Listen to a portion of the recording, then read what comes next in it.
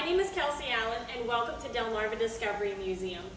Here, we explore how the landscape of Delmarva has shaped the lives of the people around it. Naturally, we start with the first people, the Native Americans.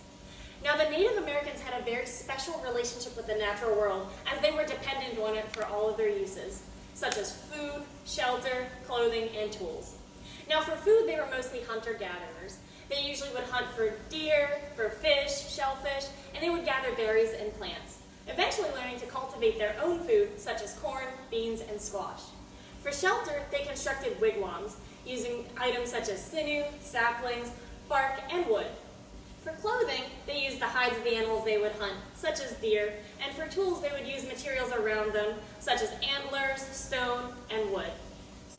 To survive and thrive, they required a vast knowledge of the natural world around them, such as what resources were useful and when and where to find them.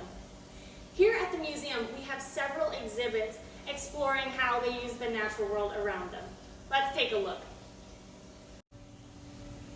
This is a kind of dwelling that the Native Americans would make, known as a wigwam. It's actually derived from the Algonquin word meaning their house. This is an example that is much smaller than it would normally be made. However, it shows you how it was constructed and the framework within. Now, the framework was made from saplings that have been bent over in a dome shape and secured with cords made from plant fibers or sinew. The roof is bark, and the walls are constructed with mats of marsh grasses or reeds. Let's take a look at another example of how the Native Americans used the natural world to construct items for themselves. This is the kind of boat that Native Americans would use to travel the waterways and catch fish, known as a dugout canoe. It's interesting how it was made. They didn't have metal tools that we have today, so they had to use what nature gave them. They would take a single log and they would start a fire right in the middle and wait for it to burn. Once it burned, it would get soft and charred.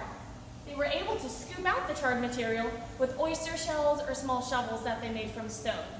Once it's scooped out, you're able to go and shape it to the way that you need it so you have a boat you can take on the water.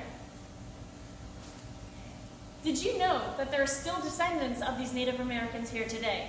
The Pocomoke Indian Nation made this dugout canoe using traditional methods.